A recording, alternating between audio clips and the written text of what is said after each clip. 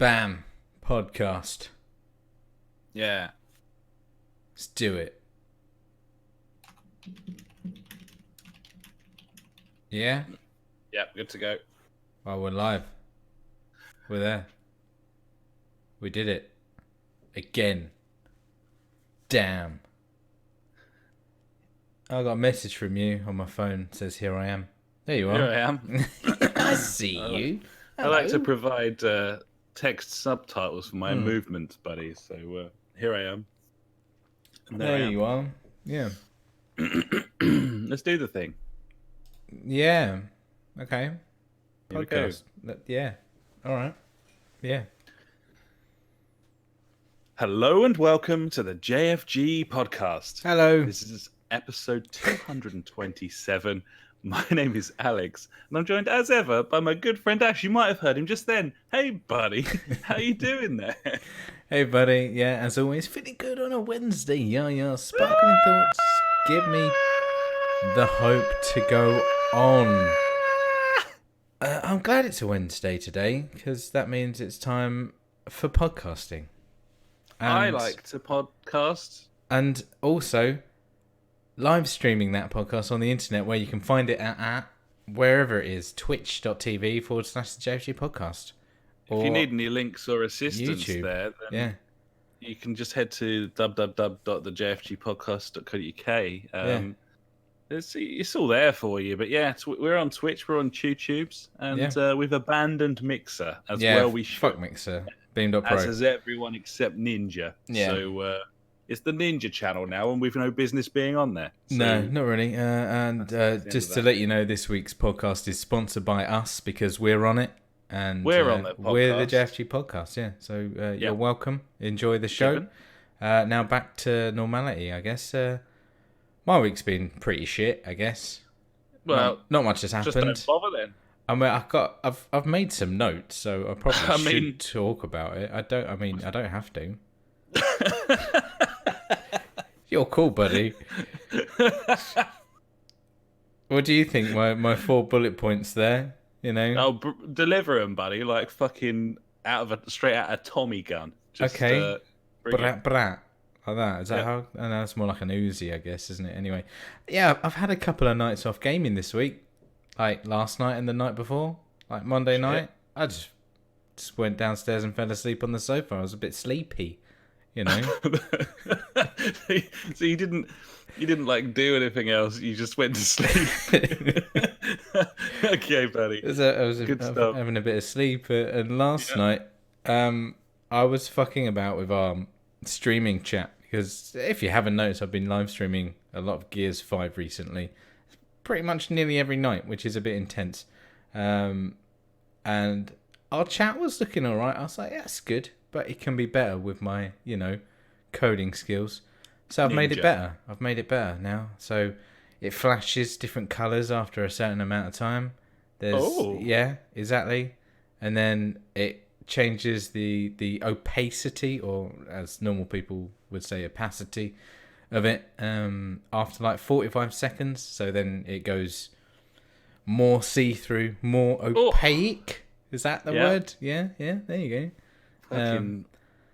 So you can see more of the screen, and this isn't some like standard shit that you just rip off the internet. This came straight out of the brain. No one else has written this stuff, just me. It's fucking just bossed it, basically. I'm not saying that anyone couldn't do this. Like, literally, millions of people could do this. It's not very hard. But it took me a few hours to get it just right, how I want it. And, yeah, it's nice now. I like it. Either way, buddy, fresh. You've made things decidedly more premium, I would say. Exactly. Premium content from the JfG. So, I feel like we do quite premium stuff on our channel, obviously apart from the content, that's just shit. The content's like fucking liquid turd droppings, but the way that it's presented to you, the presentation, it's deceiving. You think this looks really good, but and then it just isn't. It's not, and that's the selling point. Why people don't stick around. It's nice, but hey.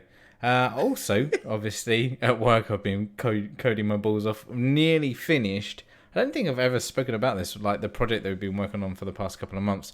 So at work we have like an information channel for the prisoners in their cells on the TV, and it just gives them all information about the prison and, don't be naughty, pretty much. Yeah, be a good boy. Yeah. For a girl.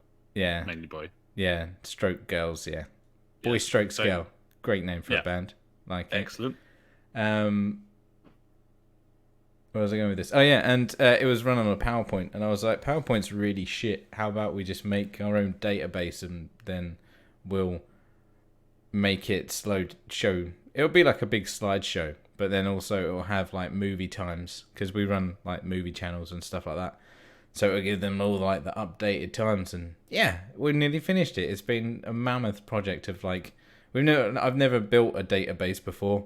Using PHP, only like a real basic one, but with this we made our own like content management system as well, so you can edit it all like in the back end of it, like on a web page, and it'll it's been fucking interesting, but a lot of work. My next project is asset management. So when you've got like 1 million video clips and 2 billion pictures and stuff like that, and they're just all over the place. Yeah, next project is build something where we can sort that and tag it and categorize it and shit. So I'm looking forward to that. Very nice too. Not really, but it pays the bills apparently. To be honest, like it's pretty sweet at work because I'm like, I've got an idea, yeah? How about we build this? And they're like, that sounds fucking ace, Ash. I'm like, sweet, I can just this is just me saying stuff and they're letting me get away with it, really. Like, yeah, we need to build this, and I don't know how long it's going to take quite a while, so yeah, I'm just going to build it and it'll be all right, kind of thing. So I mean, if you got any ideas of stuff that I can build, guys, I'd like it, because one day I'm going to run out of these ideas of ways to waste time at work building pointless crap and getting paid for it. So yeah, any thoughts would be. Yeah, get on the Discord and give him some cheeky tips. Well, we've got a Discord. Wow. We have got Discord. Yeah. Well done. Is that because we're the JfG Podcast and we sponsored this episode? Yeah, we're the sponsors, so we're kind of on brand this evening, more so than you would normally expect. Yeah, we're going to plug the shit out of our show, even though this is the show that we're plugging. This is the show. Yeah, I mean, isn't that a bit weird, promoting yourself on your own show? I guess it's not. Thoroughly pointless. It's as if we've completely missed the whole point of advertising. Yeah, but I don't really get it. Nevertheless. Anyway, that's 2 of my 4 points down. Saturday was a great day. I mean, the wife was ill. That wasn't great. So I had the kids. So she's like laying in bed for a few hours in the afternoon. I was like, I'm bored. Let's go on a little fucking adventure. And so got the bikes out. We just went out, found a park. Park number 1 done. Got back on the bikes. Park number 2 done. Then I was like, there's the pub there. Let's have some dinner. So it was a 2 park and then a dinner at the pub. 2 park, 1 pub. Yeah, exactly. It was a great time. Kids loved the bike ride. Obviously, I had to phone the missus and be like, you need to come here because there's food and I've had a couple of beers. So I need picking up and I can't be asked to walk back with these kids on their bikes. She was all right with it because she came and got some grub and some wine. Obviously not a lot of wine, she was driving. Don't want to be irresponsible like that, with the kids about. No, it'd be chaos. It would be. It'd be silly. Reckless, you could say. So Saturday was a good day. Sunday was, a day which happened. The wife was still ill, so I was entertaining the kids. Gave the youngest one kind of just wanted to sit and watch tablet, lying next to her mum, because she's such a mummy's girl, that one. I don't really understand it. It's weird. Whereas my other daughter loves like football, so that's fine. I can get on board with that. And so yeah, I was being a cool dad and playing Fortnite with the kids again. We were doing all kinds of shit. It was loads of fun. I ended up in a party with, I think it was like about 4 or 5 other kids of the age of around about 9 playing Fortnite, and it was very strange. I know some of these kids pretty well. Like one of them's like come on holiday with us before and stuff like that, and we ended up in like a 4 with like me, my daughter, my son, and my son's like best mate. And I found myself like slipping into like normal talking, obviously without the swearing. I was like, "Yeah, buddy, that's awesome. Yeah, we're like, what challenges we got to do? Yeah, let's smash it out like a team." And I was like, "Wow, this is my life." But then I was like, how many other fucking dads do this with their kids? You know, like showing interest in like what's relevant now, and I don't know. Like I used to play like football with my dad, and that was about it. He never showed an interest in like video games. Oh, apart from like the original Mario, he fucking bossed that shit on the NES. He was like, "No, it's my go," kind of thing. But yeah, no, it's pretty cool. I like it.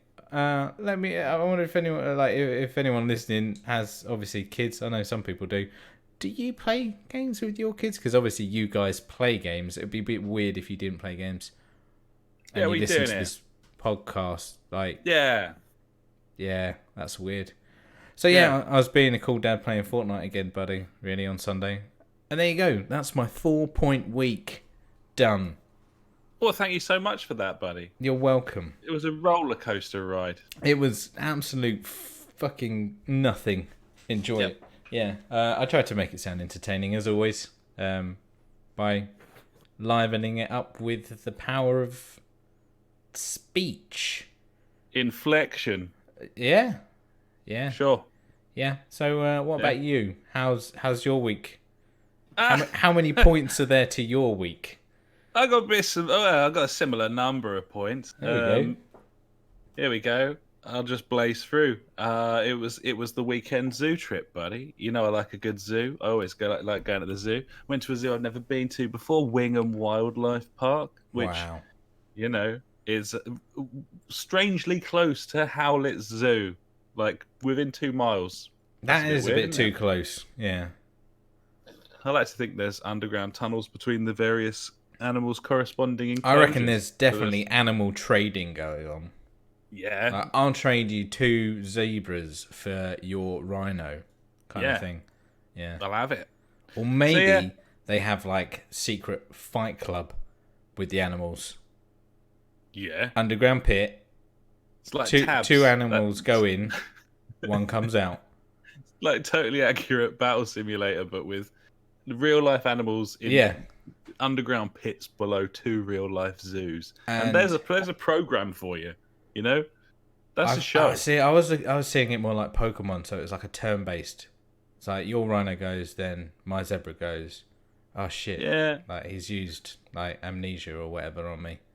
I don't know how well turn based works when it's like lion versus sloth, for example. Okay. Although presumably the sloth can be one strike kill, I'd say. With its horrible fucking weirdo claws. People seem to like sloths. I think Ice Age has a lot to do with it. Frankly, I find their appendages to be disgusting.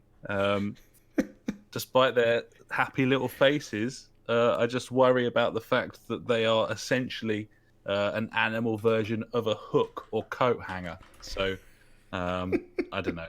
I'm not sure about them, if I'm honest.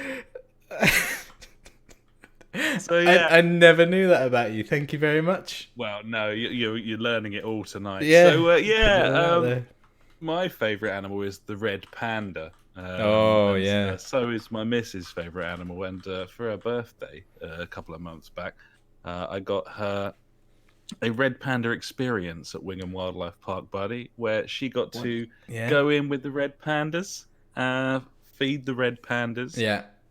Learn about the red pandas and just generally hang out with them.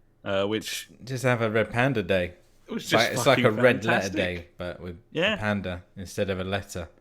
We're going into the zoo. There's like kids running about and shit, like vaguely annoying. I was like, "You're not going in with the red pandas. She's not going in with the red pandas. He isn't. They can run about all they like. Yeah, they won't be good. They can watch from a distance and wish they were in there, but they're not fucking going in there. So they go home and cry about it.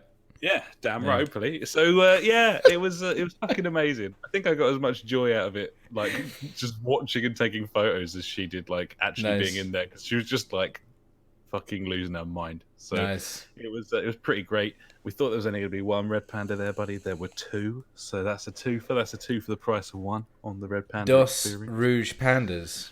Nice. Gibbons saw some other animals and shit. That was fine. Their monkey game's pretty good there. It's important that there's lots of monkeys. Yes. I like monkeys. Yeah, And, Gibbons. Gibbons, exactly. Yeah. Tamarin's always good, especially when they've got the little beard. Sorry, there seems to be a cunt outside. Hang on a sec. I can hear that guy, yeah. Obviously. Yeah. Small penis. There's only so many ways to make up for your tiny, tiny, precious little cock, isn't there? So it's a tricky one. But yeah, lots of good animals, buddy. Amazing day at the zoo. Went to a cool pub in the middle of nowhere shortly afterwards. It was called Ye Old Yew Tree, in case anyone wants to go there, because of all of our many, many listeners. Oh, wait, let me northeast just... of Canterbury. Oh, I was going to say, I was going to get my map out of middle of nowhere. Is that next to Mordor? It's next to Canterbury, middle of nowhere. Oh, okay. It might as well be, frankly. It's just a load of marshes. People think that Canterbury's pretty good. Oh, he's back. I don't know why they think that. I think Canterbury's all right. There's a cathedral or something there, isn't there? Yeah, I mean, it's got a lot of the hallmarks of a good town, but none of the actual amenities. Cool or story people. about Canterbury. I bought an oversized hat there once. There you go. Always funny, oversized hats. Literally wall to wall funny. Always can't not be oversized hats. Yeah, I regretted it moments after I bought it, but you know, well, these not things now, happen. Though. No, Looking back, paid me back in whatever it is. Spades? Is that a saying? Yeah. Sure. Why not? Yeah. So that was good. And then had a nice burger at the pub, and then came back to town to meet up with Funk and Co. For drinking long into the night. Long into the night being Cassidy's till early hours of the morning, and a very, very unfortunately hungover Sunday. Which, despite being hungover, buddy, I still made it to the supermarket. Got all of the trimmings and Nice. cooked my first big roast of what I will call winter, neglecting autumn. It's cold, completely. mate. Yeah, it's cold now. Yeah, I thought about putting a woolly hat on today because my head was cold, but I have little to no hair, so that will happen. Yeah, you know, insulation. Need to get my hair cut, but as it gets colder, I'm like, maybe Why? I'll brave it out. Yeah, maybe I'll See, go. This is the time of year where I need to start growing the beard again because you know, gotta keep that face warm. Yeah, apart from my ass and balls. Yeah, tricky business. Yeah. Apart from that, clean shaved all over. Not really. Yeah. Anyway, no. Just going back, you were talking about being at the pub with the Funk, and you said Funk and Co. And I know that the Funk likes to make his own beers. Can he please call his beer company Funk and Co? I think Funk and Co works quite nicely. I would buy that and drink it. I would. Yeah, I'd buy that for $1. He should call one of his beers "Getting Down to Business." That's a good idea. I like that. Yeah, the house that Shump built could be another beer. Yeah, that's a good one. Yeah, Grandma Funk. XX.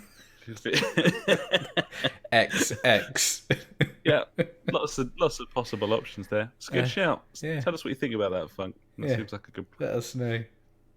So yeah, that was my weekend, buddy. Other than that, I bought Disneyland tickets because I'm going to Disneyland in 10 days' time. That's crazy. Gibbon. I've just... Is it safe there yet? In Disneyland? Yeah. Safe how? Which Disneyland are you going to? The California one. Oh, okay, yeah, you're not Florida then. You're all right then. Or is that they've Disney had all World? Hurricanes, haven't they? Yeah, I know, and that's why I was like... No, we're not going down there, buddy. Okay. You'll be all right then. There. Good news. Yeah, but miles away. I'm not jealous. So yeah. No, there you go.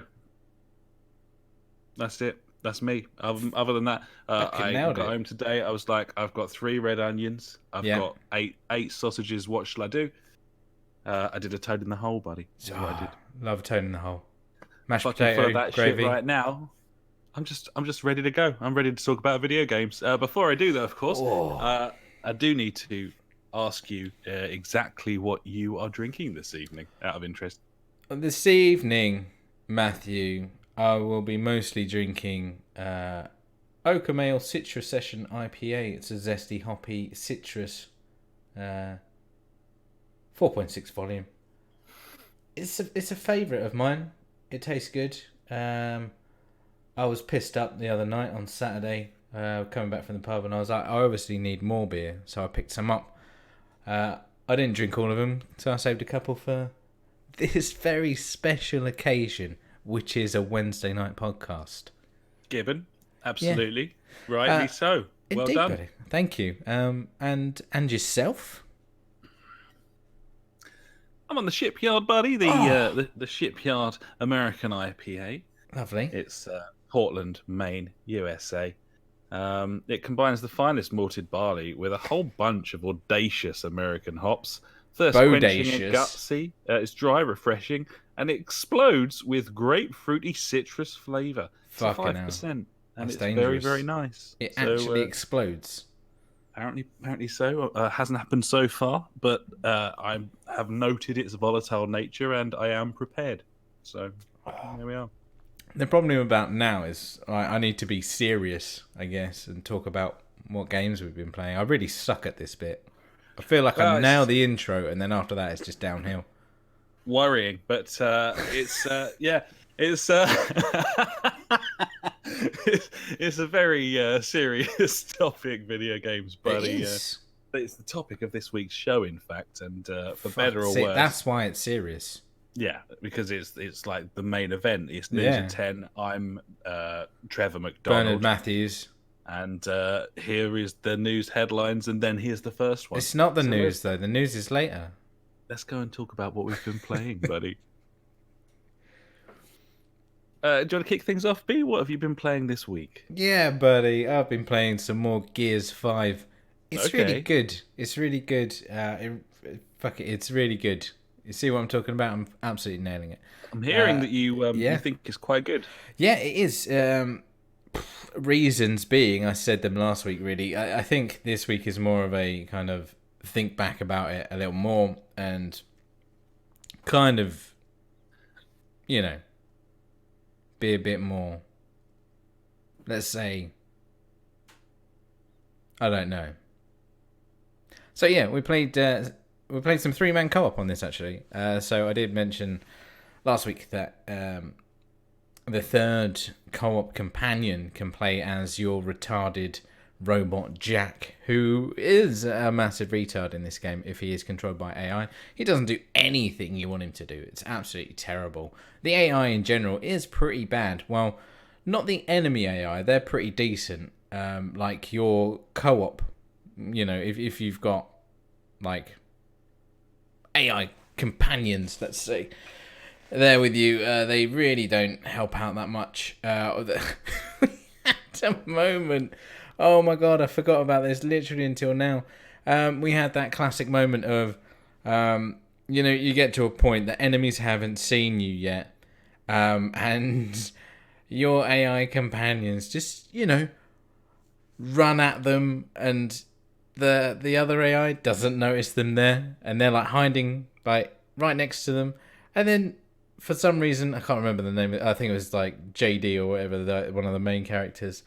He gets out of cover and just runs into this like locust guy, and they look like they're kissing for about 3 minutes. They're just running into each other.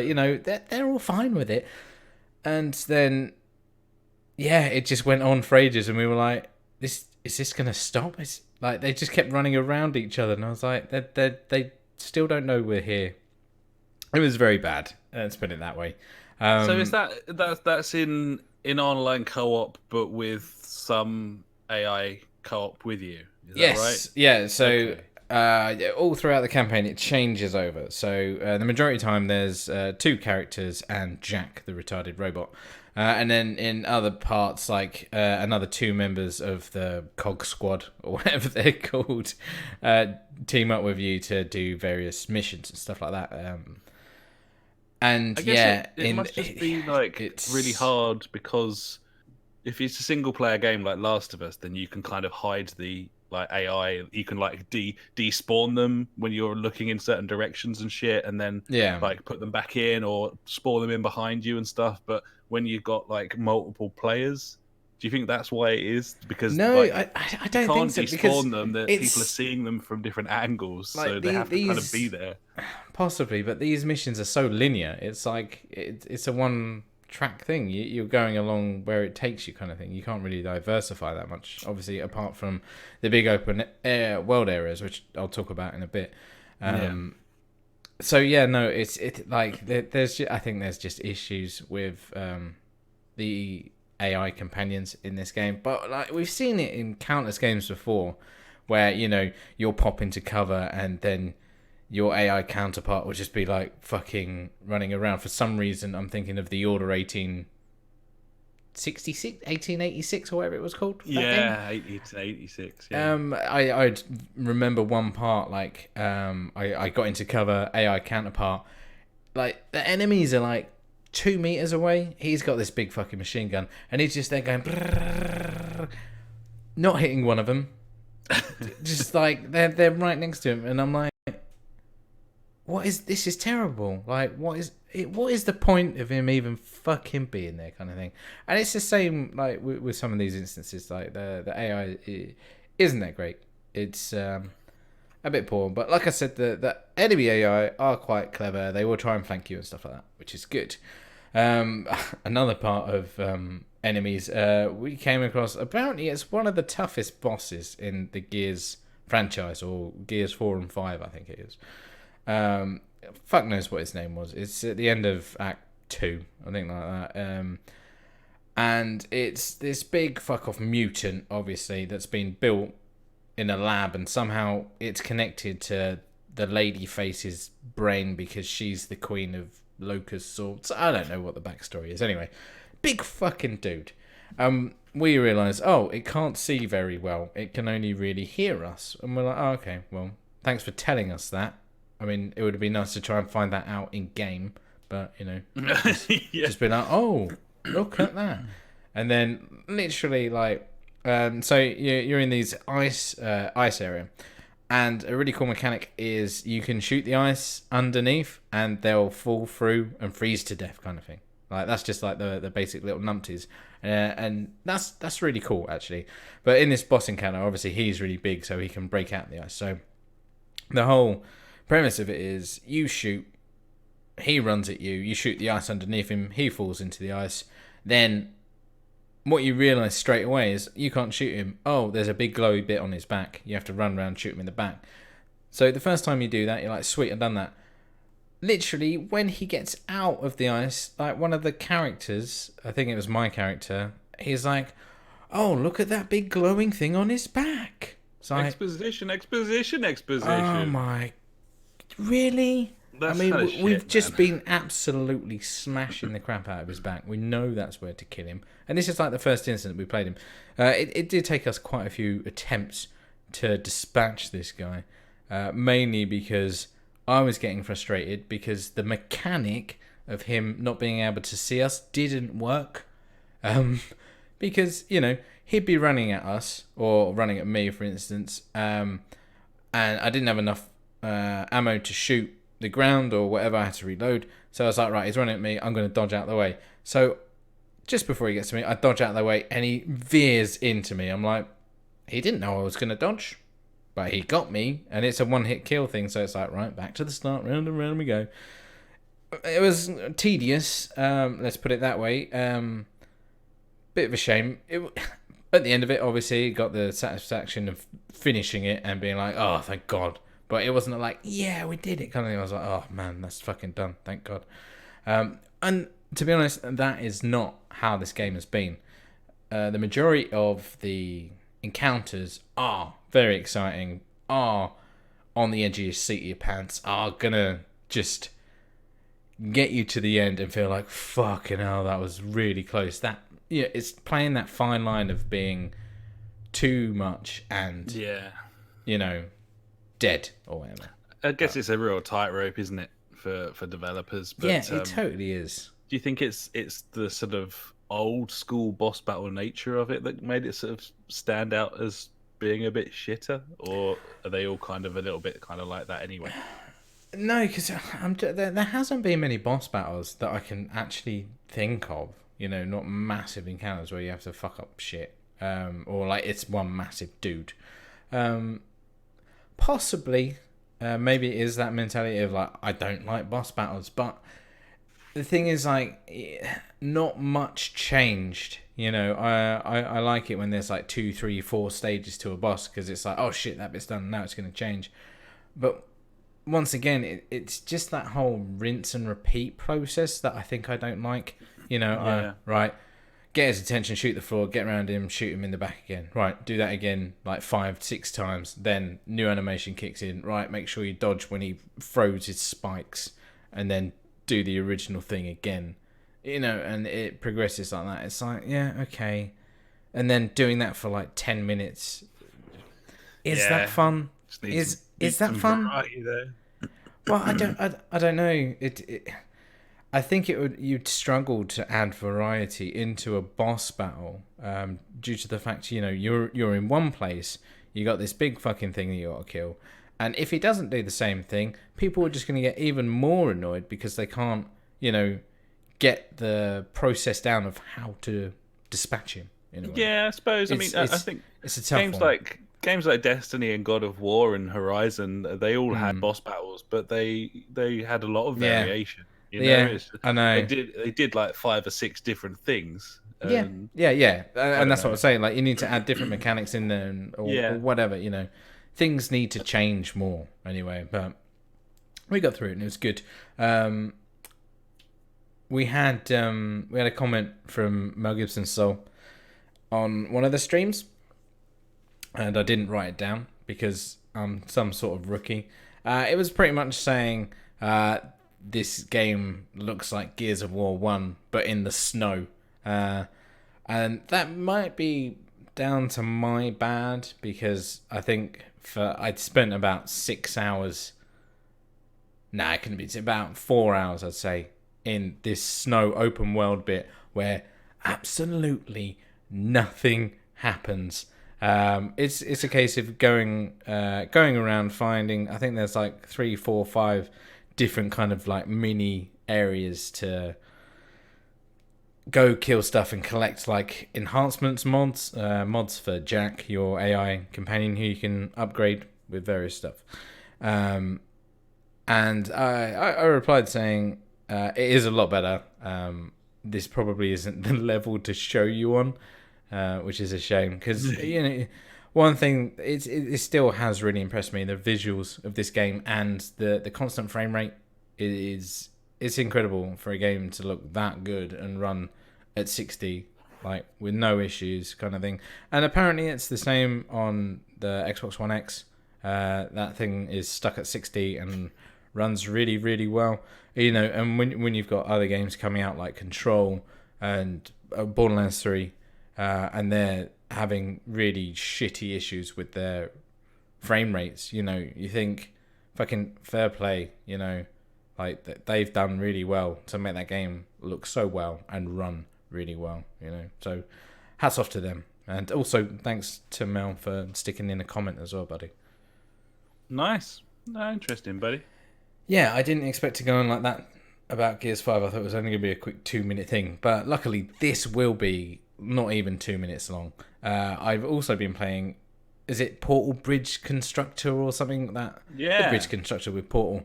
Yeah, I realised, that's on Game Pass. I can boot it up. I had like 10 minutes. I ended up playing it for about half an hour. It's nice. I like bridge building games. It's like physics and stuff. And this one's a bit wacky and quirky. I must say, it's really good to play with a mouse.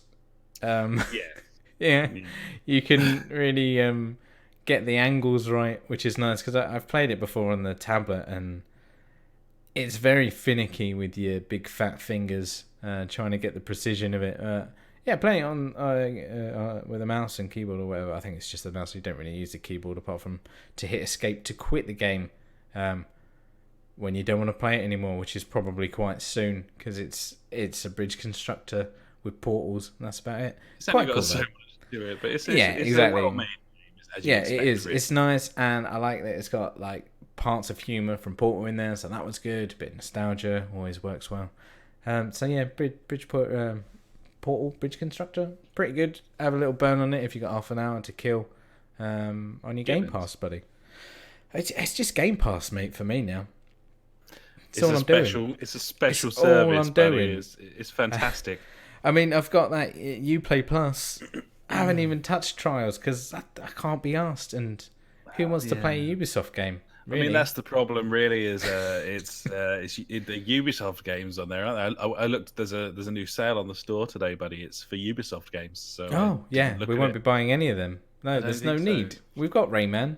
We've already got Rayman, so why would we buy anything else? Exactly, buddy. Pretty you know bad, the isn't it? It is. It's a shame. But then again, like you say, Watch Dogs Legion is coming out. That might have potential. It looks kind of cool. But also, might be shit. Who knows? I won't buy or play that game. You were kind of excited about it, though, weren't you, at E3? But that's fucking gone now. It'll be fucking, here's 15 different like premium versions of it with of course packs, it will. and then it'll be, oh look, there's fucking microtransactions all over it, and cool. And then I'll just won't be interested at all. So that will happen, buddy. That will happen. Gibbons, it can. Well, there you go. I have played another game, but we'll talk about that later. Because we both played it. I haven't played what you've been playing, just the base game. But I'll let you know on my thoughts on that as well. But yeah, anyway, that's me done, buddy. What have you been playing this week? I have been playing a Plague Tale: Innocence, and I've been playing Wreckfest Career Mode. Oh, to be honest, I did play a bit of Wreckfest Career Mode. It's fucking tough. It is hard. It's not easy, that game. I thought, I'll just fucking smash everyone out of the way. Can't do it. They'll fucking come. They'll come back here. Yeah, hasn't it? So I think it's kind of in the same way as Forza. Like you kind of got to keep upgrading those cars, and then it gets to the point where you're just too fast and they can't keep up with you anymore.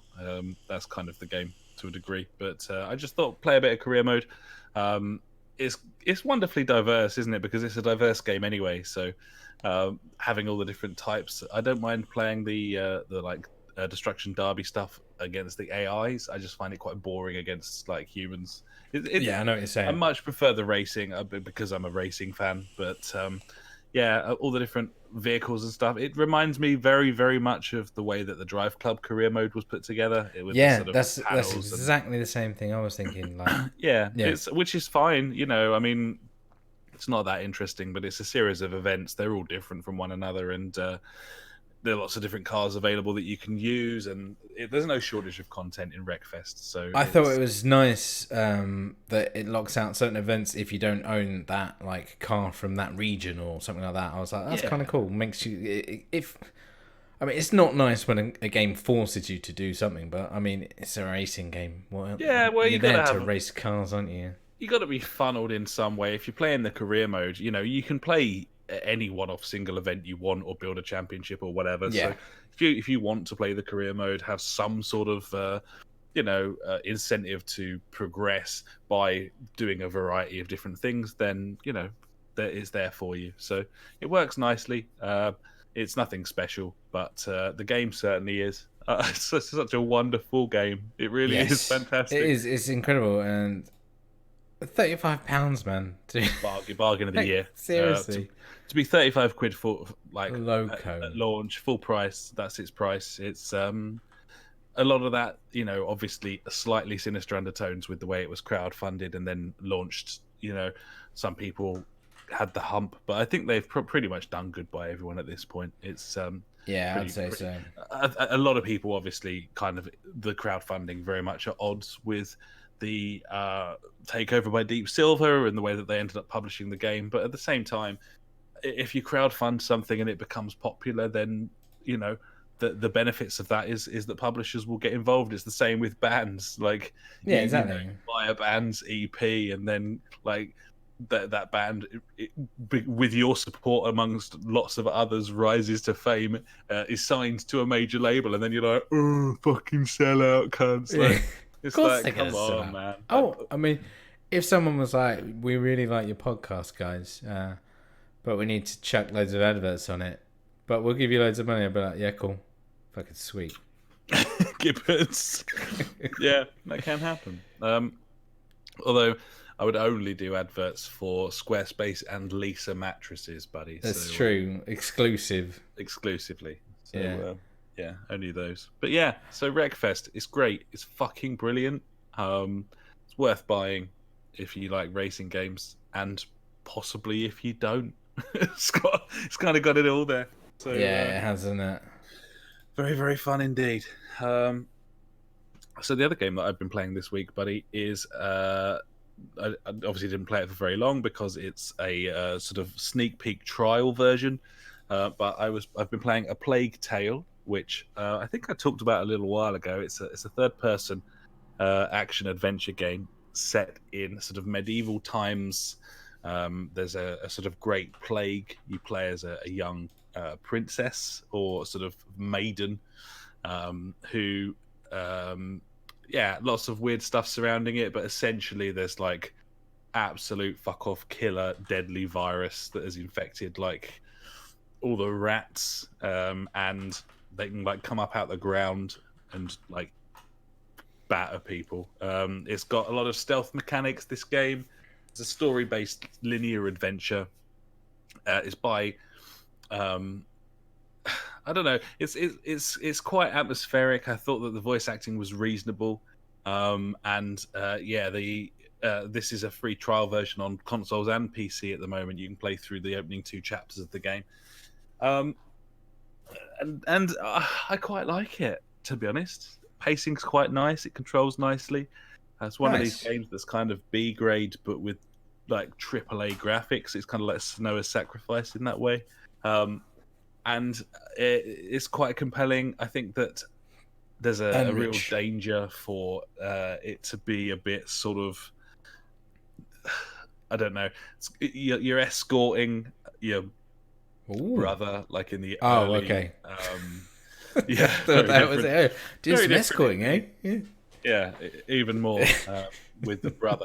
So it's pretty graphic and gory. Like, it's a really strong opening. I've seen a lot of footage of like later stage gameplay, and I'm not completely convinced. It's kind of like a sort of a linear stealth game where, you know, you've got long grass to hide in, you got to throw stuff to distract guards and learn their patterns and that sort of thing. And I've always quite liked that sort of Splinter Cell-esque thing, and it's quite nice when it's in like a sort of medieval setting. You can do things like forcing enemies towards areas where they will be engulfed by rats and that sort of thing. But it kind of really, all it really made me want to do is reinstall and play through Dishonored 2 again, which I've completely decided I'm going to do because it's a fucking great game. You can play through that. I never played through that as Corvo. Yes, so you can. I'm going to go back. Who did I do? No, I don't think I did Corvo. What did I? Who knows? As the princess. But yeah, so anyway, this game, I think it's well worth a look if you're into your sort of single player, kind of get fully immersed sort of games. I think it does a pretty decent job of that sort of thing. Obviously, I've only played the opening sort of scenes of it, so I can't really tell you how... I think my biggest concern would be that it may get a little bit samey, and in terms of game mechanics, it's very much throw a stone at a piece of metal to distract a guard away, sneak past him, that sort of thing. But early signs are pretty good for it being quite a compelling story and possibly worth a playthrough. It's 45 quid on the PlayStation Store at the moment. That's far too much for me to jump in, but it is the sort of thing I'd pay sort of 25 for to have a run through. So I'll be keeping an eye out, I think, on that front. Nice. Gibbon. That sounds good, buddy. Yeah, Gibbons. There you go. That's what I've been playing. Other than that, it would appear that we've both been playing Celeste. And as you said, I've been playing the DLC and you've been playing the base game. So as is so often the case when Celeste gets a mention, buddy, I have talked more than enough about Celeste. What do you? How are you getting on? What have you got to say about that game? By the way, game of the generation and possibly ever. Great game. Advice: anyone that got it on Epic's Game Store for free when it was available, don't play it with a mouse and keyboard. It's a bad idea. That's about it. That's all I've got to say. Didn't even know you about could. It. Yeah, I didn't either, but yeah, you can. There you go. That's don't. It's not a good idea. It's really bad. Okay. How far through are you on this thing? Like, I've had to start again, unfortunately, because obviously I played it a fair chunk on the Switch. I can't even remember how far up the mountain I got. To be honest, I got through the hotel. Oh yeah. And then I can't really remember after that. I just vaguely. That was the last things that I remember doing, getting through all that. That was cool. But yeah, it's weird. You use the arrow keys, and then I think it's like Z, X, and C. For one is jump, one is dash, and one is like grab. And it just confused the fuck out of me using my right hand to move instead of like AWSD. It was really weird. So yeah, no, I'm going to go through that on a controller, buddy. When I do. So yeah, no, I need to get through it so I can play the DLC. To be honest, I think that's my main goal to get done. Anyway, but apart from that, it's like you've said everything about it and how good it is. And I did watch the no clip little documentary, like the 7-minute interview or whatever about it, and that was really really cool. How they're on about like how they used to do like on the fly changes and stuff while they were testing and things like that. It was interesting stuff. If I recommend people check out NoClip. There's lots of cool stuff on there. Yeah, Gibbons, buddy, that's so cool. The idea of having your friends around to play test your game, and they're like, "Oh, I don't know about this," and you can just be like, "Hang on a second," and then 5 minutes later, be like, "Okay, try it now," kind of thing. That's really cool. And obviously, the game needs to have a fairly robust but editable engine and be relatively simplistic. A 2D platformer kind of thing is conducive to that. You couldn't really be very easily testing sort of big titles that have a lot going on. But just the way that they how hard they worked on the mechanics, it's given me a really taste. I'm hoping that there'll be a longer no clip about Celeste. I don't know if that'll happen or not, but it would be nice. I'd like to learn more about that game. It's a fucking great game, absolute masterpiece. So yeah. So there we are. Wreckfest is great. Celeste is great. Ash is digging gears. And check a Plague Tale's worth a go, because basically everyone who's listening to this has the capacity to give it a go right now for free. So that's some service to you there, buddies, on the JfG podcast this week. And unless you've got anything else, B, I think it's probably time to move on. And now it's time for the news. The news. The news. Fucking news. All right. Number one. We got some good shit in the news this week, buddy. I'm excited. Here we go. Number one. This broke, I think, the day after we recorded last week's show, so we're a little behind the curve here, but obviously we were always going to report on it. Here we go. The Department for Digital Culture, Media and Sport committee that was created to look into, among other things, loot boxes and microtransactions and so on in video games in the UK as a way to inform the government about them, has delivered their report and made a myriad of conclusions. It's well worth a look. It's online if you want to have a look, buddies. And regardless of where you're from, it's the UK games industry is a absolute juggernaut, and this will inform the decisions made by other countries and other organisations. So it's a big deal. We go. They have concluded that all of these loot box practices should be regulated by the government, because the games industry don't seem capable of doing so. They've concluded that any games featuring loot boxes should have a suitable age restriction in line with gambling, aka 18 certificates. Yeah. Loot boxes shouldn't be in games aimed at children. It should be illegal for them to be in there, at least until it has been proven that they don't share the same issues as conventional gambling and are not a danger to children. So instead of these publishers saying you need to show us a study that proves that they're damaging, this committee has said no, you need to prove that they're not, which is quite cool if you ask me. So yeah, I mean, we've had lots of very interesting stuff here. And the long and the short of it, and this is kind of delivering a bit of an ultimatum, really. The committee stated at the end of the report, these measures should be tackled and implemented at the next meeting of Parliament. And if the government is not going to take their measures into account, a detailed document explaining why needs to be produced. So they're not just saying that everything needs to be regulated and it should be made that loot boxes aren't in games for fucking Peggy 3 ratings. But also, if the government's not going to do that, they need to tell them exactly why, because they consider themselves very informed at this point. The government isn't, and there you go. They also, and this was the most sort of enjoyable part of the report, absolutely laid the smackdown on games publishers, describing that the publishers and teams that they spoke to in the lead up through the investigation as willfully obtuse. Stating that the sort of general refusal of relevant information meant they had to err on the side of caution.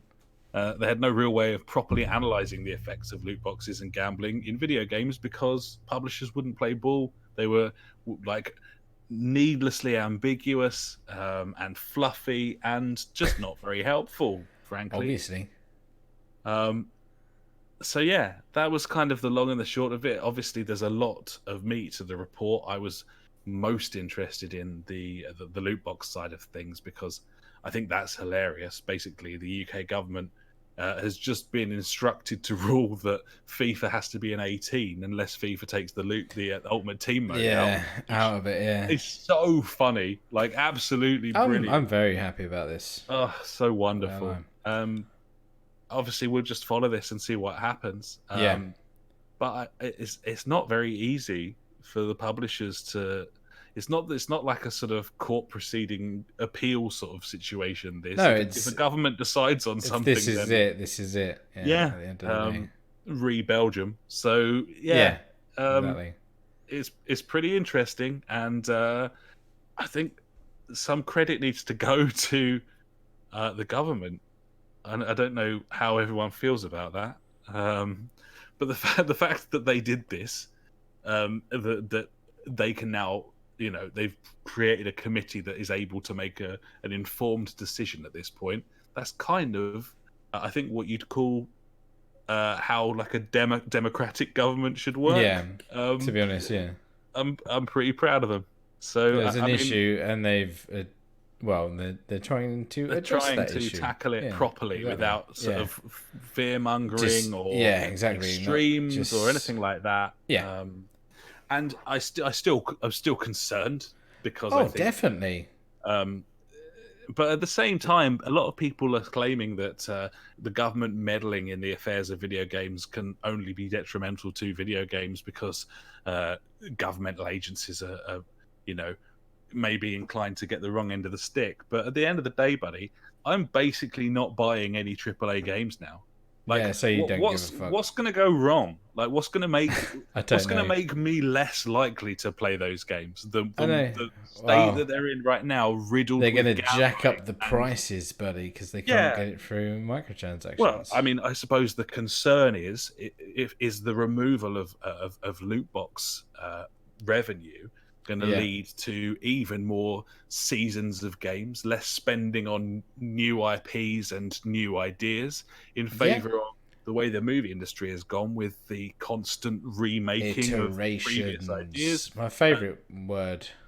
That's where we are gaming wise right now. Is games keep coming out that are the fucking same, and the games that do come out completely outstay their welcome. There's year 2, year 3, year 4, and could this push that into a more prevalent state rather than I don't know. I don't really know. We can't tell. We'll see what happens. But like you say, we're going to follow it very, very closely. Absolutely.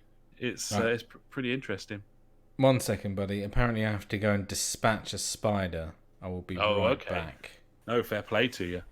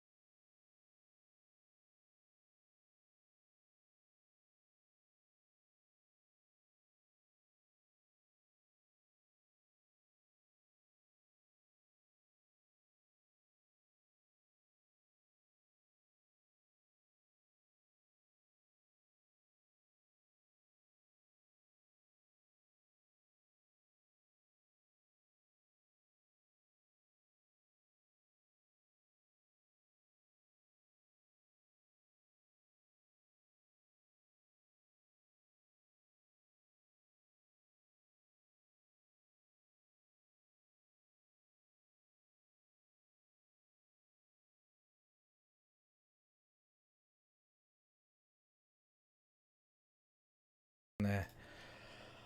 It was a big one, buddy. It was a big one. It was like thumb-sized body with big old gangly legs. Nasty fecker. And so the missus had got him under a glass. I was like, okay, look at this cunt. Put the paper under it. He's like jumping about, going absolutely mental. Oh, it's a bit intense. Not gonna lie. He's out the back now, though. Yeah, I kicked him out. You know, fucking right. Technically, Squatters. If I was in America, could have shot him. Wouldn't be, you know, it would have been fine. Yeah. You know, he's in my land. Yeah. Anyway, yeah. Oh, I'm a bit out of breath now. I'm running up them stairs. Oh, I'm definitely unfit. So yeah, like you were saying, yeah, like if the games industry weren't a bunch of cunts, this wouldn't have happened, really. Well, it's a case of business taking over from creativity, which is kind of natural, I suppose, in any industry that's anything got that makes insane amounts of money. Yeah. And it has to be regulated because you can't. These industries aren't capable of self-regulating because why would they? Why would they do that? So they wouldn't. No. On a side note here, I've put in. Over the weekend, obviously talking to the kids playing Fortnite and stuff like that, there were like rumours of the film It. There were rumours of the character from that. What's his name? The clown? I don't even know because I don't watch scary films because I'm a pussy. Whatever it is, the clown from It was going to be like a skin, right, in Fortnite. And there was like images of like, the red balloon that he has, that was in there. And he's meant to be coming out of the sewers and stuff like that. I'm like, okay. And so that's fine. But, not when it's kind of scaring kids. I think because obviously, film's like a 15, is it not? So I'm sure it's a 15. I don't. It's either a 15 or an 8. It's not a 12, and this game's a 12, right? So I know, yeah, my son is younger than this, but still, a 12-year-old, like, kids that are playing this game are interested in what's going on in this game. Like, people on YouTube are obviously trying to get the hits and being like, oh yeah, the new latest skin is this, and obviously they're putting images of like the actual clown from the film on there, so these kids are watching it and stuff like that, and I'm like, it scared the crap out of my son. Like, he had like a nightmare like one night, and yeah, okay, I get it, like he's not old enough to play the game, but that film isn't a 12. Like, should this like 15, 18 rated content be going into like a game aimed at 12-year-olds or 12 and above? And I'm trying to think of other stuff. There was like stuff about a while ago. They had a crossover with Stranger Things. That's a pretty scary TV show.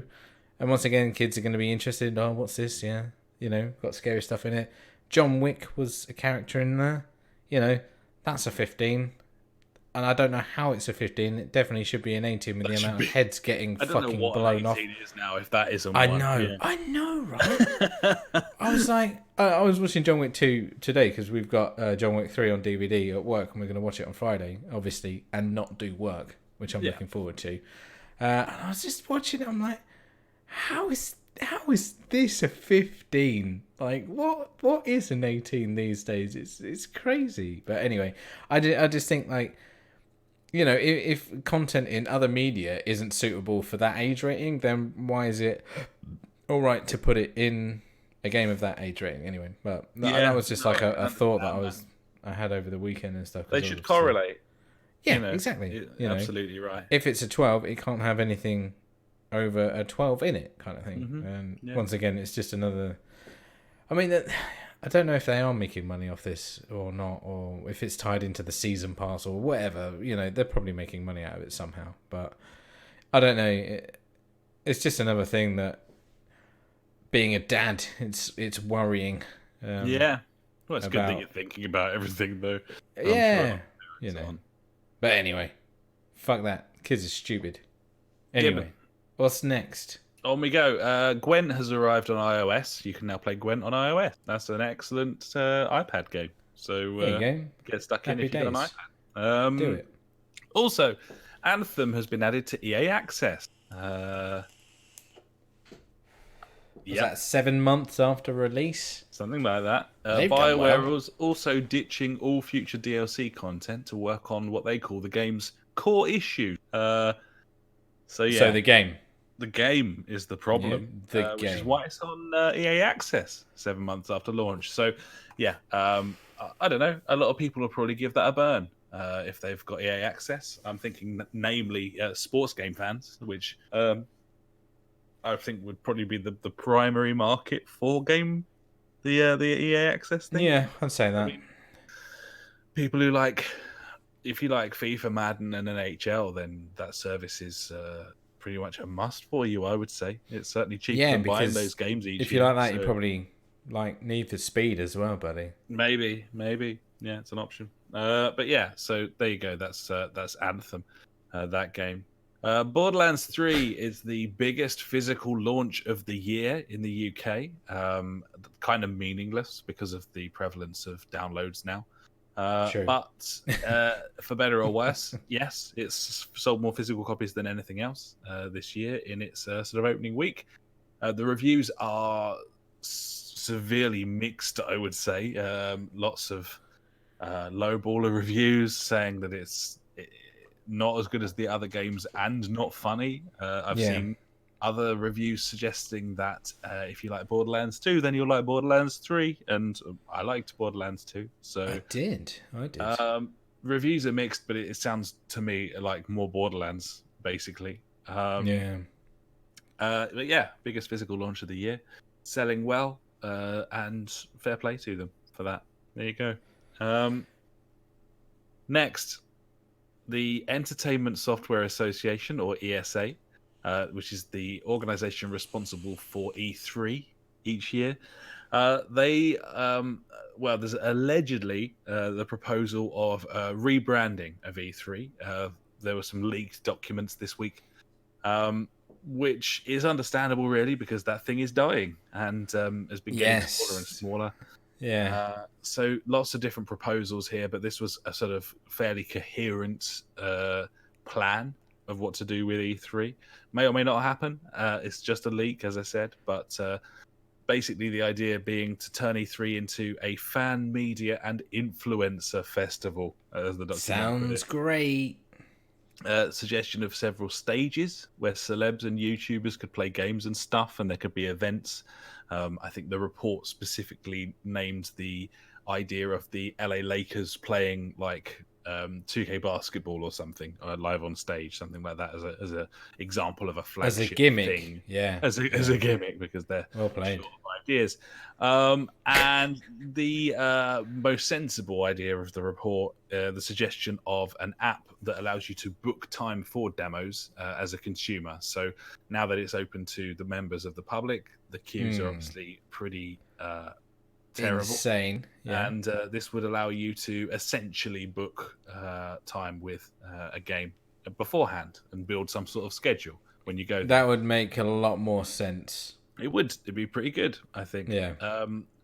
Previous suggestions of making the show consumer only were rejected by members of the ESA, suggesting that the press conferences, or at least some of them, are here to stay, or at least there's going to be a sole day where it's open just for journos, rather than members of the public. I mean, I feel like Microsoft are going to stand by it for a while. If Sony don't come back, they're going to be like, well, we're fucking here and Sony aren't, rub it in their faces kind of thing, Yeah. I don't know.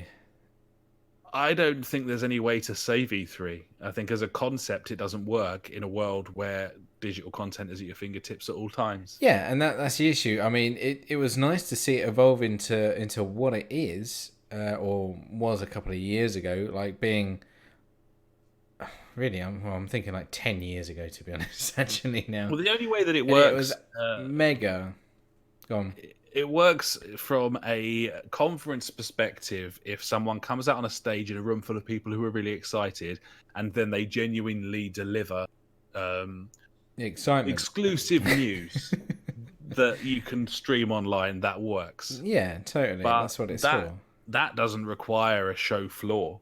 No. That doesn't require a conference center, which is why businesses like EA aren't bothering to show up there anymore, and why Sony bowed out this year. I think Sony will go back there next year with a new console to announce. I think that they will. Possibly. Yeah, probably. Yeah, you're more than likely right.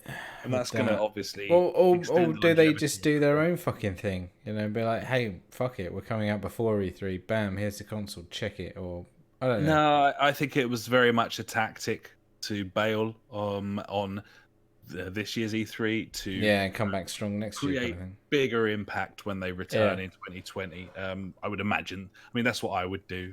And I'm not saying I'm especially smart, but I just think that that's a very video games thing to do. Tactical, Or I mean, they could do their own event, but I just think that won't have the same impact as returning to E3 triumphantly with new hardware. No, it's still a very big stage, and it's been there for so many years.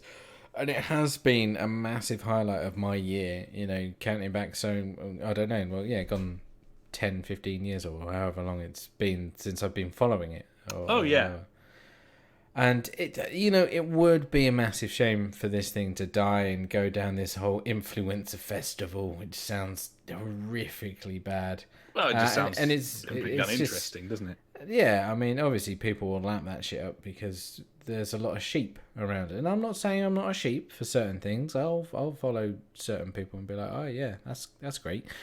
But yeah, no, it's not for me. It wouldn't be something I'd want to tune into and watch and stuff like that. I want to see big fucking news, buddy. That's the thing. I want to see like an hour and a half of fucking bam, check this shit out, bam, new shit. Exclusive on Xbox. That's what I want to see. Well, maybe not that, but But actually, you can only do that. I don't mind that now with Game Pass. I'm happy with that. If businesses it only works because it's a load of companies doing conferences, and they're within a few hours of each other, so they have incentive to try and one-ups each other. Yeah, That's the only way that it works. For it's me, a competition. the conference itself is completely irrelevant at this point. There's it can exist in the way that other expos exist, but I don't care if it lives or dies. E3, I just want conferences, and I want publishers and developers to have to present all at the same time each year, so that they have competition, try and one-ups each other, and that makes for fireworks. But without E3 as a base platform for that, there's no incentive for them to directly compete with one another in that way, and so there's nothing there. It just doesn't work. So you're right. Just to touch on what we kind of mentioned about like the digital media rising and how things have changed to what it is these days, I do see it as a bit of a positive. Obviously, it's a shame that E3 is kind of it's not benefiting as much, but I do think that it's good for a lot of like game developers to get news out in certain ways with like video documentaries, or get to know us. Like Warframe have done a lot, Sea of Thieves have done a lot, well, these games as a service kind of thing, they have a constant update from what they're doing. It seems like it's been beneficial for a lot of games, let's say this way, because you just get to learn more about the games and how they're developing and things like that. And if that means that we're not going to get obviously the big shows are for like the main companies like your Microsoft, Sony's, Nintendo's, or well, maybe not Nintendo's, but but it's good. It means like smaller people have there's a bigger stage for the smaller people anyway. Well, that's the only thing that's worthwhile anyway. I think one of the big reasons why it's no longer particularly interesting is because of how all the games are kind of amalgamating. You see the gameplay of a game now, how it's going to play. I just think it smacks of a lack of creativity with the AAA titles. I think they all feel the same. They all kind of play similarly in the grand scheme of things. It's all been kind of standardized to the point where it's not exciting to see gameplay, like 5 minutes gameplay of a new game anymore. You know how it'll feel, for the most part. If it's a generic AAA title, then it's just not as exciting as it used to be when it's like, what's this fucking crazy new game? How's the menus going to work? It's like, no, look, it's got shiny graphics. It's running like, in Unreal Engine, and it's got, look, there's a progress tree, and look, there's a digital store. Like, it's just all the fucking same, man. Like, it's not conducive to excitement. Do you think then, obviously we've grown up through the years, like of the whole development of 3D games. Going back to. Well, the SNES had some 3D games on it, which were pretty bad. But, and we've seen the progress over, like, the past, how many years? I don't know, 25 years or whatever, of where we are today. Like, standout points, obviously, graphically, everything's increased. Like, that's a given. So that's going to happen as things get more powerful. You're talking about, like, gameplay mechanics and stuff like that. Do you reckon we've got to a point now where what's really going to change that? Like, what's set in the way? Is there anywhere to go with, your cover shooter? How can you make it more interesting? I mean, they've thrown drones and different abilities and stuff in there now or whatever. And I don't know, like, surely it must be incredibly hard to be like, instead of making... the only thing that really, like, will change it is not a AAA game. They're going to be doing other things. I think with AAA games, it's going to be hard to find a new mechanic that's really going to change how things are perceived, I guess. If that's a statement or a question, I don't know. Well, no, I think you're touching on something that is kind of what I'm getting at, really, is that I think that games, I don't know if it's the play testing or the questioning, like the fucking fact finding, oh, this game has to have this. It's got to the point now where it's like, oh, look, it's an open world. Oh, look, it's got an upgrade fucking tree. Oh, look, it's got this, it's got that. There's just certain things that are just like, So, And do you think that's why Doom was quite refreshing? It's a breath of fresh air because it was old school in a way that made it feel fresh. In the same way that if you walk into an old man pub these days, it's not being painted grey and gentrified, and so you like it. It's the same with that. It smells of in piss. a different way, of course. But yeah, I mean, look at. I don't know. I mean, a game like The Witcher, for example, The Witcher 3, that doesn't play like other video games. That's a AAA title, but it was made by essentially an indie developer in the grand scheme of things. True. At the time, I think Horizon, that felt fresh. Now, do you think that's because they hadn't really made a third-person game? They were fundamentally first-person shooters, and because they changed, and they were like, "Fuck it," we'll go in there and see what happens. Absolutely. And then God of War, like the reason that God of War feels nice to play in a way is because they were used to making it in a game in a certain way, and they're like, nope, we're gonna change it up. Okay. There's a running theme here. It's AAA money being used in a quirky way or an innovative way. Yeah, I can see that. There are fewer of those, and one of the reasons that I've just got very little interest in Ubisoft games is because I feel third-person Ubisoft games all control and play and feel the same. And that's a problem for me. Like, you can change the setting all you like, but I'm not an idiot. Like, essentially, I'm playing the same fucking game all the time, especially if it's got, oh, look, here's your progress, here's your fucking online store, here's your I'm going to bring up football games now. Well, football games... You can't change it. Football's a sport at the end of the day. You're constrained to you can't change it. I know, yeah. But they do control differently. Yes, they do. But also... PES is out and FIFA's out this week, and I've not bought PES. Yet to bought either.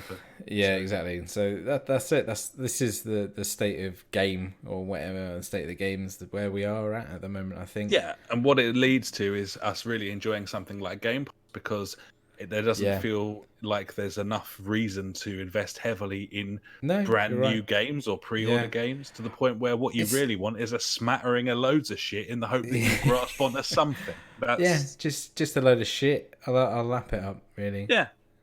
But and it brings like the whole topic. I'm contemplating not even getting the latest Destiny expansion, which is crazy. But I just. Do I need it? I don't need it. I'm like, I've barely played this year's like kind of season pass and stuff like that. I've dipped my toe back in. I still like listen to podcasts about it, and I'm like, oh yeah, I'm still interested in it, but I don't know. I couldn't give a fuck, to be honest, right now, and I don't know. I don't know if I'm gonna get it or not. And it's out in like 2 weeks. What I would say is really on the whatever it is what I'm on.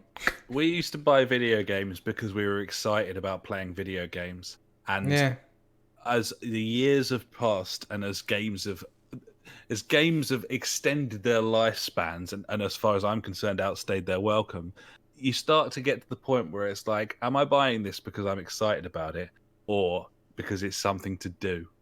Because if it's just something to do, I already go to work. That's something that I do.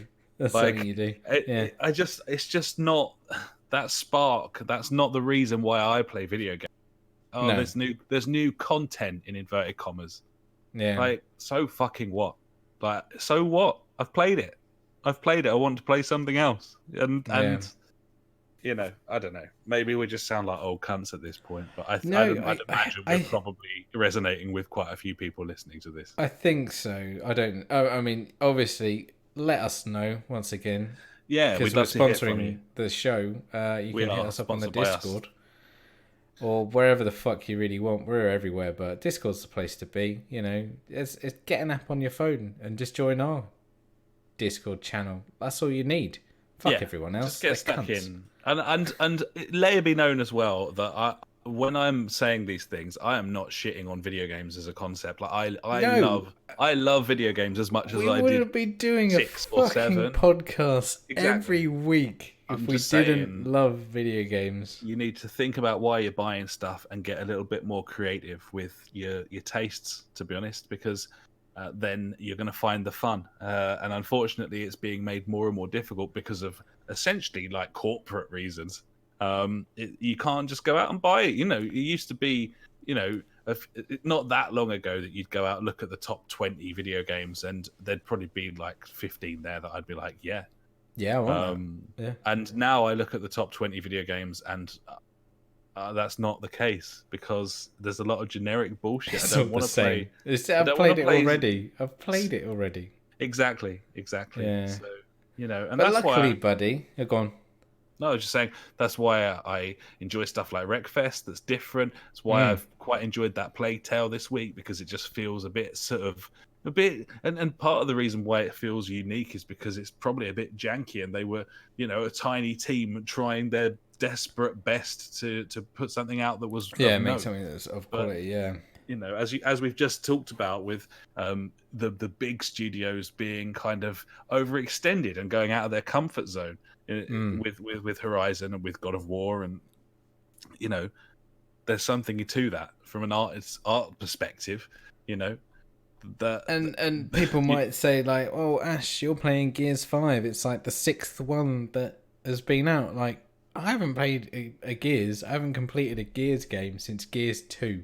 No, which was 10 years ago, maybe more. But also, it's Game Pass, and you do a podcast. Yeah, exactly. Like, obviously, I got. It makes you're not forking out 55 quid for that. And no, I'm not. Fuck I no. I wouldn't do that. I'm not crazy. No. So, but if it's there, I'll fucking play it. Anyway, luckily, buddy, later on in the show, because we've been blabbering on for like 20 minutes there for whatever. We've got some reviews on other games from other people that aren't ours, that might not have our jaded views about AAA titles. Absolutely. Some of them will, some of them won't. And one of those reviews is of eFootball PES 2020, which will conclude my news section with this little tidbit, buddy. So lots of folk are a bit put out that the PES 2020 final release doesn't play like the demo did, aka as well as the demo did. This is something I fell foul of last year because I thought that the demo felt really good. And then when the game came out, it didn't feel as good. And here's why. It's the same reason that this has happened this year. Konami has announced that there are going to be a series of patches to make the game feel better. And apparently the team was focused on bug fixing rather than getting the final codes to the polish of the demo code, essentially. So they had old code, which felt great, but had bugs with it. Since that demo was signed off, they've been fixing the bugs to the detriment of the gameplay, which they've yet to soup up and fix to the degree that as well as the demo played. That's, if that makes sense, which it vaguely does. Basically, to fix all the bugs, the game's worse. Players complaining about a lack of responsiveness from players. The AI defensive and midfield positional sense. I've seen there's some interesting videos floating around, especially with defenders essentially ignoring the football. Like, you just dribble past them, just stand there, or even back away. Lots of weird shit. One patch is live already, and early signs are that it's improved, certainly the responsiveness of things, and that they're still working on it. But again, it's just another case of a video game coming out that isn't finished, and them asking for your hard-earned. So here's your money, and we might fix it. We'll discount this in 3 weeks when it's fixed. I don't know. I've heard very mixed things about this. In the same way that PES is always, like, it's got such like weak points to it, but at the same time, when it works, it's a fantastic game. And Friendly Neighborhood Funk will be back later in the show to give us his little rundown of his early impressions, because he bit of the bullet and went for it. And crazy so mofo. We'll see what he thinks later on. But for the time being, buddy, that's my news. I think it's time for me to hand over to you for my favourite section, and I'm sure the listeners as well. And that, of course, is Ash's news, favourite things of the week. Cheers, buddy. New app this week. So I don't know how this is going. Quite a bit, to be honest. This is coming. It tells me when. This is news from the 11th of September. GameStop is in America is closing 200 stores following another quarter of dismal sales. Physical sales are bad, known fact. Gibbons. Universal Studios' long-awaited Nintendo theme park is set to open in Japan next spring. Would you go to that? Yeah. I mean, if you're in Japan, you wouldn't go to Japan just for that, would you? No, I wouldn't. But if I was there, I'd certainly consider it. Yeah. Yeah, I'd do the same. Discord Nitro Games, Discord, and had like some sort of games on it where you could buy them. It's going away next month because most users weren't even playing them. That's pretty bad. That is quite bad. See, when they first announced this, I thought, fucking hell, they've got something good here. They could absolutely smash it because the amount of people that use Discord is ridiculous, like in the gaming community, because it is the best tool for communicating. The chat's fantastic. I mean, apart from that one time where it failed us miserably, we're doing video chat on it right now. That's on the live stream. You can see what it looks like. It's pretty decent. It's not bad. I mean, we've got shit webcams, so that's probably why it looks so bad. Yeah, I refuse to turn a light on. That doesn't help. But, no, exactly. Yeah. But we don't get dropouts or cutouts or anything like that. It's crystal clear. Yeah. And also, we're on it. The JfG Podcast. Come and check us out. Sponsored by us.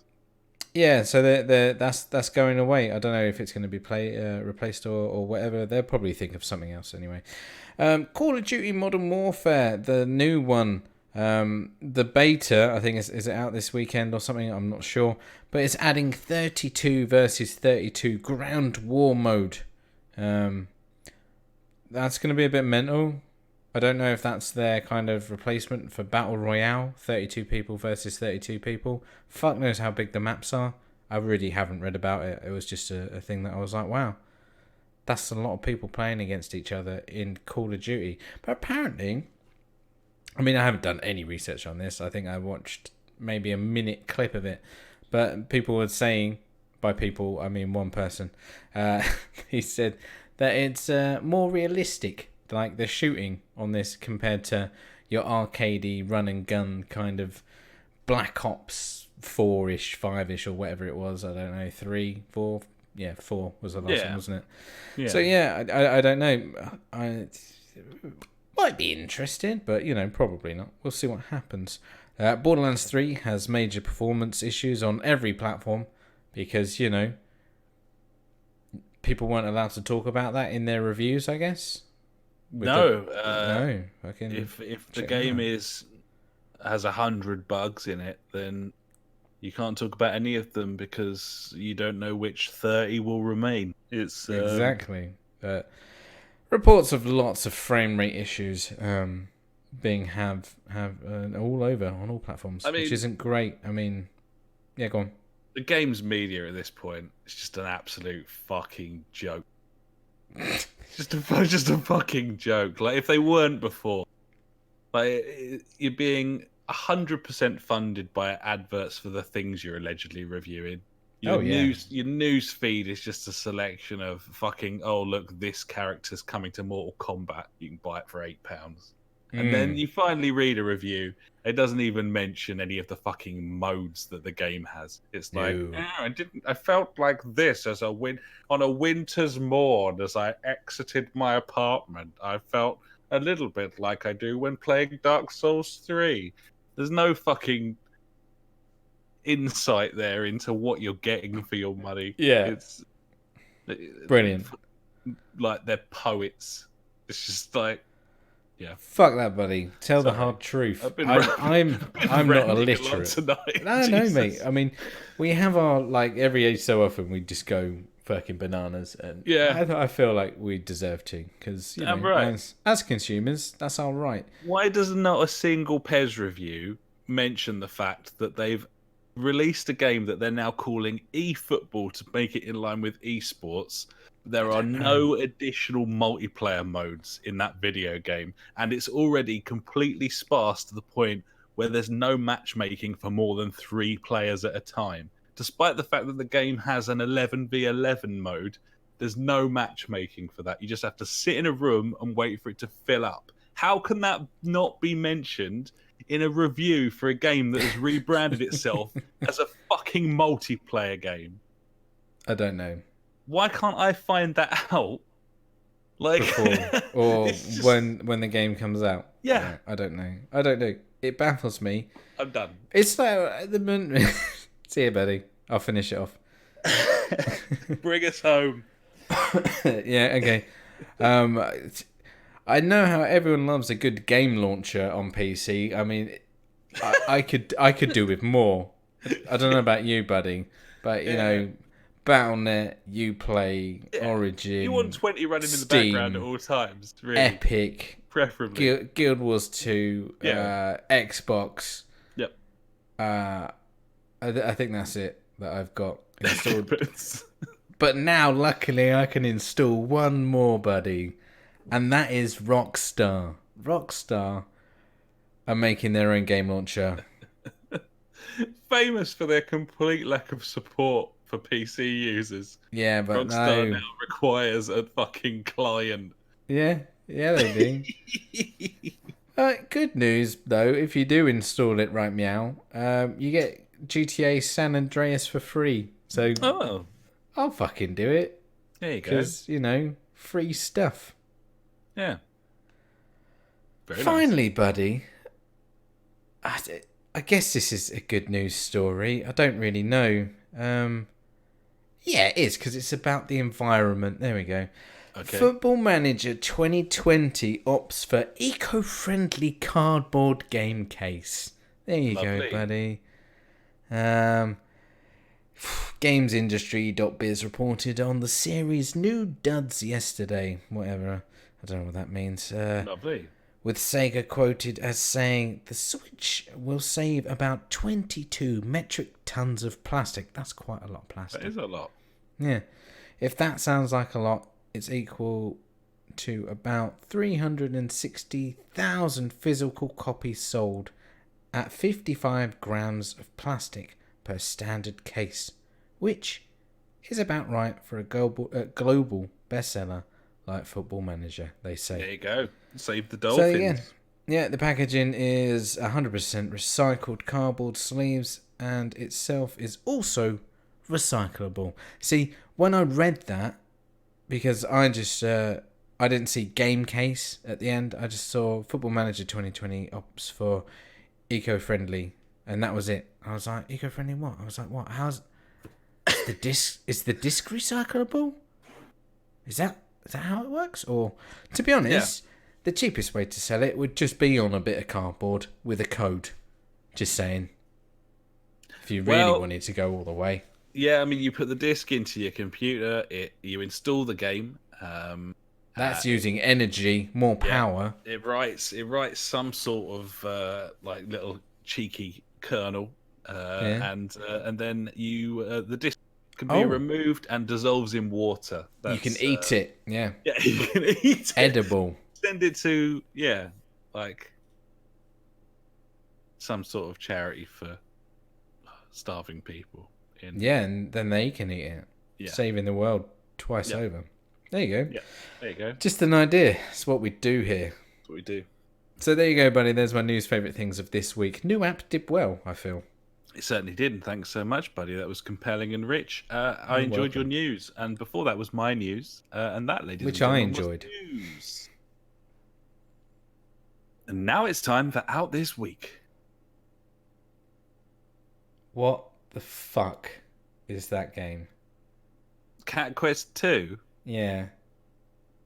It's a smash hit, buddy. A slam dunk defunct. Figure it out if you got that feeling. It's Cat Quest 2. It's on PS4, Xbox One, Switch, and PC.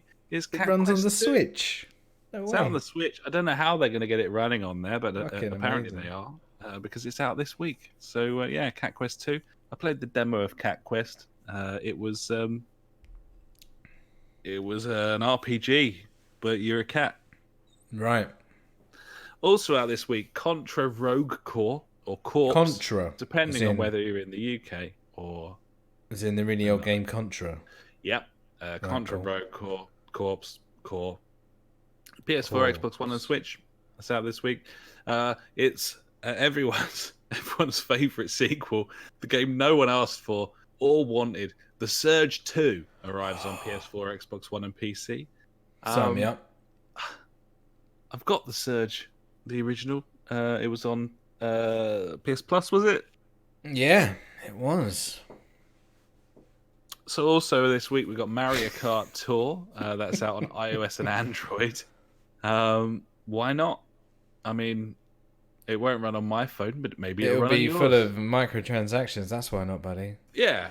Hopefully there'll be loot crates in there. Mario Kart Tour 18. To be honest, if you think about Mario back in the day, it was one of the original ones to have the loot box with the old... Actually, no, fuck that. It just had straight up gambling in it. Because, you hit the fucking brick and then you had the three things spinning like a slot machine. That's fine if you're not paying Happy real days. money for the privilege. That's true. If it's just in-game, it's just good fun. Gibbons. Code Vein arrives on PS4, Xbox One, and PC. It does. An action RPG from Bandai Namco with a bit of a Dark Souls whiff about it. So, yeah, there you go. That's there if you want that. Dragon Quest 7-5 arrives on Switch. What? Is that 7S? S? I think that's 7S. Sorry. Game Informer have updated their website so that I can't copy and paste their fucking listing of dates anymore. That's so nice I've started taking screen grabs instead because fuck you, Game Informer, you sellout bitches. So yeah, thanks very much for your list. And then finally this week, buddy, FIFA 20 is coming out on the PS4, Xbox One, and PC. It's time to abandon the Ultimate Team you've spent £8,000 on and start creating your new Ultimate Team, which will be... I'm going to invest this year in a really good team. Incidentally, the Eurogamer review of PES criticizing heavily the fact that the equivalent of Ultimate Team, My Club, you get... he played it for like 3 hours and he already had like a team of like 88 plus players. Like, that's terrible. He's just said like... Fuck off. So some people were saying, like, I can't believe you're like having a go at the game for not being grindy.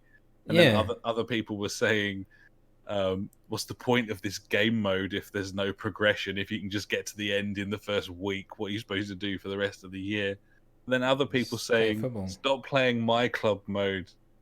So yeah, it's a mixture of things there. But anyway, FIFA's out this week. If that's what you want to do with yourself and your money. Quick question. Yep. So we roughly do 54 of these out this week's a year, yeah? Yep. Out of those 54, how many do you enjoy? Not because we take the piss, because there's good games coming out. Well, it's very rare that there's good games coming out. There's usually at least one good game coming out. I am, for some inexplicable reason, genuinely interested in the Surge 2. There's no reason why... I thought you were going to say Cat Quest 2 then. I was like, fucking hell, this guy... No, Cat Quest can fuck itself. No, the Surge 2, for some reason, buddy. I just felt like the Surge, the original Surge, even though it was shite... had something. There was something there. But I'm sure warmth. That, who knows whether they've improved that game. For its sequel. I don't know. I don't know why it exists at all. No, I don't either.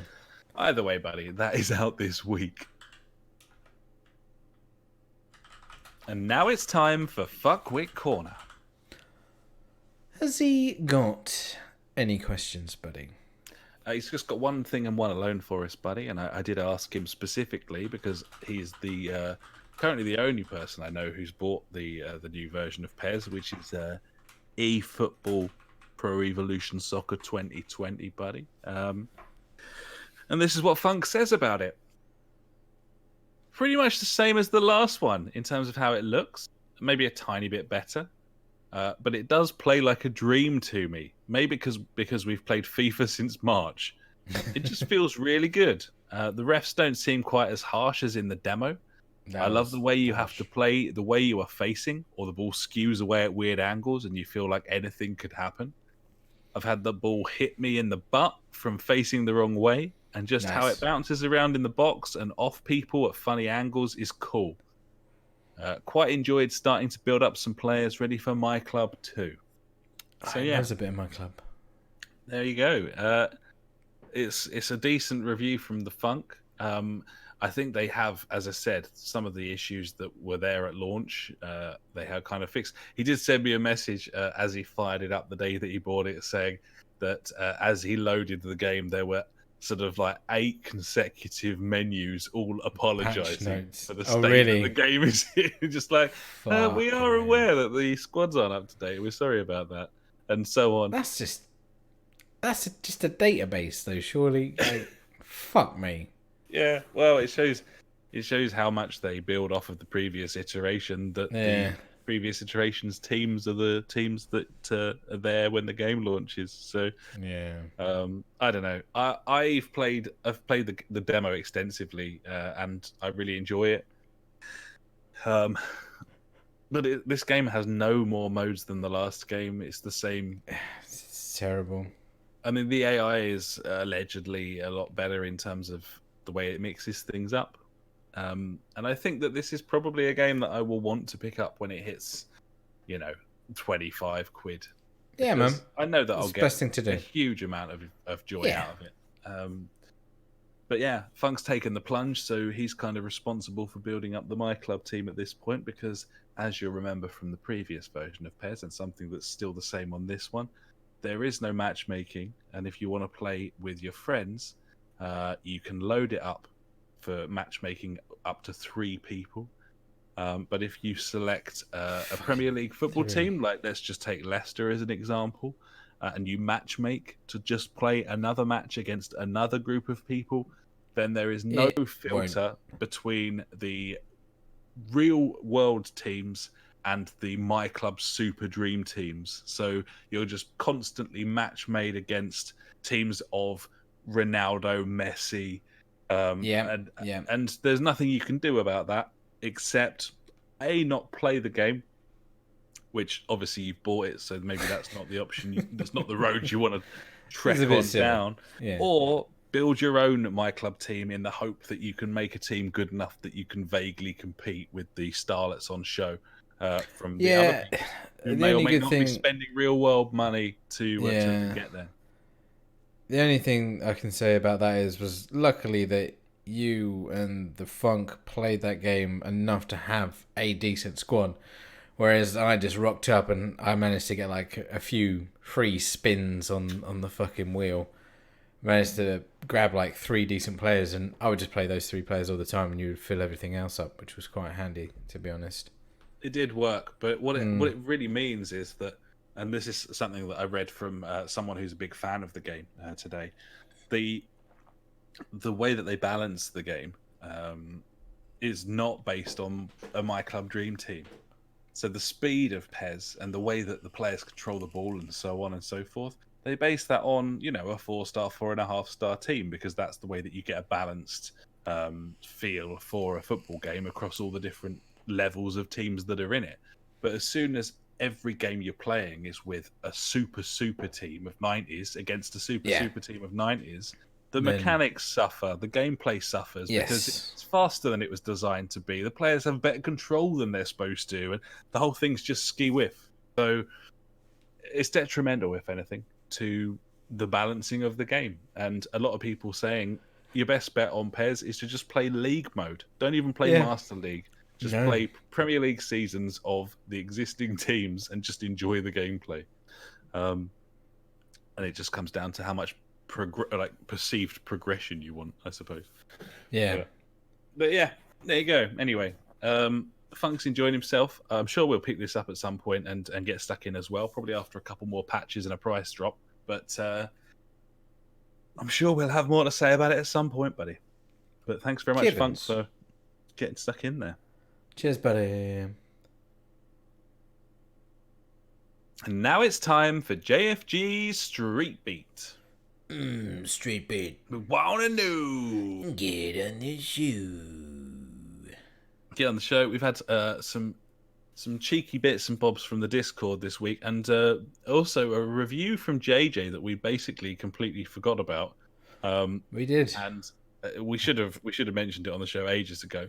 So we're bringing it to you now. We've got a review from JJ and a review from Cosmic Dad, buddy. Woo! So here we go. JJ says, "So I bought the ropey remnant from the ashes."